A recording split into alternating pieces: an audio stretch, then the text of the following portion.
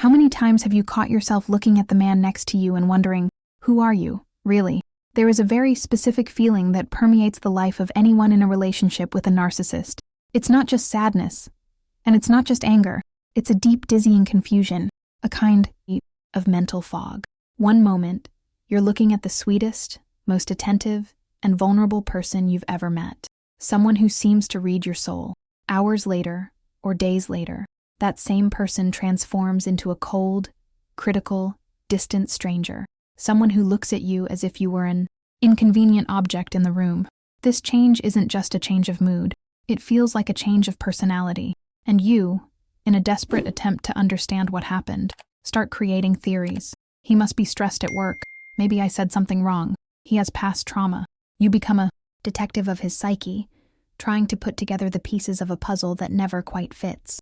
The truth I need you to absorb right now, before we move forward, is that this confusion is not an accidental side effect of the relationship. Confusion is the strategy. The narcissist does not have a solid self like you do. He is a chameleon surviving in an environment where he needs to extract supply, attention, adoration, control, from the people around him. To achieve this, he cannot be himself, because his true self is empty, envious, and fragile. So, he acts. He develops a repertoire of characters, masks meticulously constructed for every situation, every phase of the abuse, and every one of his needs. You are not crazy for thinking you are dating Dr. Jekyll and Mr. Hyde. You are, in fact, in the front row of a play where the sole actor changes costumes so fast that your head spins. And while you try to have a dialogue with the mask, the actor behind it is only calculating his next move. Today, we are going to tear these masks off. We're going to dissect the 7 main personas every narcissist uses to keep you trapped, submissive, and doubting your own sanity. When you learn to identify the mask, its power over you disappears. Let's start with the first one, the one that hooked you and which, unfortunately, is the one you spend the rest of the relationship trying to rescue. My name is Lauren Mitchell. My purpose with this channel is to show you that the problem was never you, and more importantly, that you are not alone. Number 1. The perfect mirror. Mask. Do you remember the beginning? That electric feeling of, finally, someone gets me? That wasn't luck. It was social engineering. The first mask, and perhaps the most dangerous of all, is the perfect mirror. The narcissist is a voracious observer. In those first dates, while you opened up, shared your dreams, your fears, what you value in a partner, he wasn't just listening. He was taking notes. He was downloading the data of your personality to create an avatar compatible with you. If you said, you love sensitive men who like animals, suddenly, he showed up with moving stories about the dog he rescued. If you mentioned your ex was distant and cold, he became the most present and intense person in the world. He mirrored your values, your hobbies, even your body language. This mask serves a dual purpose. First, it generates an immediate biochemical connection. You feel like you've found your soulmate, because, essentially, you are falling in love with an idealized version of yourself reflected in him. Second, this mask creates the gold standard. Throughout the rest of the relationship, when he treats you poorly, you will remember this phase. You will think, I know he is good. I saw who he was in the beginning.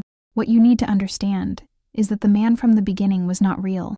That was a commercial, a trailer for a movie that would never be shown in full. That character was custom designed to get past your defenses. He knew exactly what you wanted to hear, not because he felt it, but because he knew that was the key to entering your life. This mask is the foundation of all control, because it creates hope, and hope is what keeps the victim trapped, long after the abuse begins. Number 2. The eternal victim, mask. Once the connection is established, the narcissist needs to ensure you won't abandon him when the first flaws appear. For this, he puts on the eternal victim mask. Pay attention to the stories he tells about the past. The ex-girlfriends, crazy, obsessive, bipolar. The bosses, jealous, persecuting. His family, toxic. They don't understand me. The world in his narrative is a hostile place that is always trying to bring this good and naive human being down. This mask is designed to hack your maternal instinct and your empathy.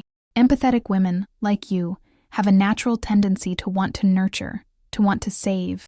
When he presents himself as someone who has suffered greatly, who has been wronged by life, you drop your guard. You think, it will be different with me. I'm going to show him what real love is. I'm going to heal this wounded heart. This is where the trap closes. Because if he is the victim, you cannot hold him accountable. If he yells at you, it's because he has trauma. If he is jealous, it's because his ex cheated on him. Everything is justifiable through the lens of his pain. The eternal victim mask transforms you from a partner into a caregiver and defense attorney. You start justifying his toxic behaviors to yourself and to others, all in the name of a compassion that he exploits, but never returns. He uses your kindness as a shield so he doesn't have to deal with the consequences of his own actions. Number 3, the benevolent judge mask. Now that you are emotionally bonded and committed to saving him, the dynamic shifts. Devaluation enters the scene, but it rarely begins with open aggression. It starts with the benevolent judge mask. He begins to criticize you, but always with a tone of, I only want what's best for you, or I'm saying this because I care. It might be about your clothes. That skirt doesn't flatter you. You look too trashy. I prefer when you dress more classy. About your job, your friends, or even your personality. You laugh too loud. People stare. The goal of this mask is to position himself above you. He puts himself on the pedestal of morality, good taste, or superior intelligence. He becomes the auditor of your life, and since he has already established that he loves you in the mirror phase, you tend to believe these criticisms are valid. Gradually, this mask erodes your self-image. You start editing yourself. You stop wearing certain clothes, stop talking about certain topics. You constantly walk on eggshells. You start seeking this judge's approval. You want to go back to being that perfect woman he admired in the beginning. But the secret is, nothing will ever be good enough for the judge, because the goal is not for you to improve. The goal is for you to feel inadequate. The smaller you feel, the bigger he feels. He feeds on your insecurity. Every time you change who you are to please him, you are handing over a piece of your personal power to him. Number 4, the helpless child mask. There is a facet of the narcissist that is disconcerting for many intelligent women: the sudden inability to perform basic adult life tasks. This is the helpless child mask.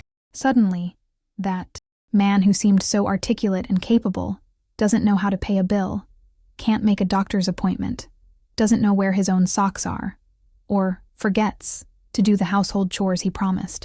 This is called weaponized incompetence. He pretends to be incompetent so that you, exhausted from asking or seeing things done poorly, end up doing them for him. Let me do it. It's faster. Done, he won. This mask serves to secure services. The narcissist sees himself as too special to deal with the boredom of everyday life. Normal rules don't apply to him.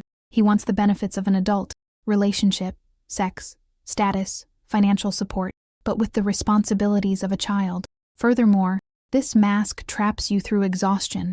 If you are busy managing his life, solving the problems he created, cleaning up his emotional and physical mess, you don't have time or energy to look after yourself, your goals, or to notice how parasitic this relationship is. You become his mother, and he knows that mothers don't abandon their children, no matter how difficult they are. Number 5, the cold rationalist mask. When you finally reach your limit and react, you cry, yell, demand accountability. He puts on the cold rationalist mask.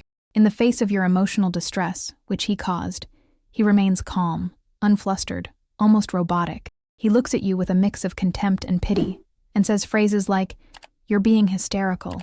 You're too sensitive. I can't talk to you." When you're like this, you're imagining things. This mask is the main tool for gaslighting. He uses false logic to invalidate your reality. He twists the facts with such unshakable conviction that you begin to doubt your memory and your perception. The rationalist sets emotion up as the enemy of truth. Since you are emotional, and rightly so, he uses this to disqualify your arguments. He flips the script. The problem is not what he did, cheated, lied, humiliated. The problem is your reaction to what he did. This mask makes you feel like you're the crazy one in the relationship. You leave the argument apologizing for being upset about something he did against you. It is a complete inversion of values. He maintains control by remaining above human emotions, while watching you disintegrate. Number 6, the sacrificial martyr mask. Occasionally, the narcissist will do something good for you. But beware, in the narcissistic world, there is no gift. There is a high-interest loan. This is the martyr mask. He makes a gesture, maybe something you didn't even ask for, or something that is the minimum expected in a relationship, and turns it into an epic event of sacrifice. I worked all day and still came here to see you. I paid for that expensive dinner for us. This mask creates a mental ledger where you are always in debt. He uses these moments of kindness as leverage to silence you in the future. If you complain about something, he will pull out the martyr card. How can you say I'm selfish? Remember when I did that for you? The goal here is guilt. He wants you to feel ungrateful. He wants you to feel that you owe him your eternal submission because he made the huge sacrifice of acting like a decent human being for 5 minutes. The narcissist's generosity is always performative and always, invariably, conditional. It's bait for the hook of obligation. Number 7. The silent executioner. Mask.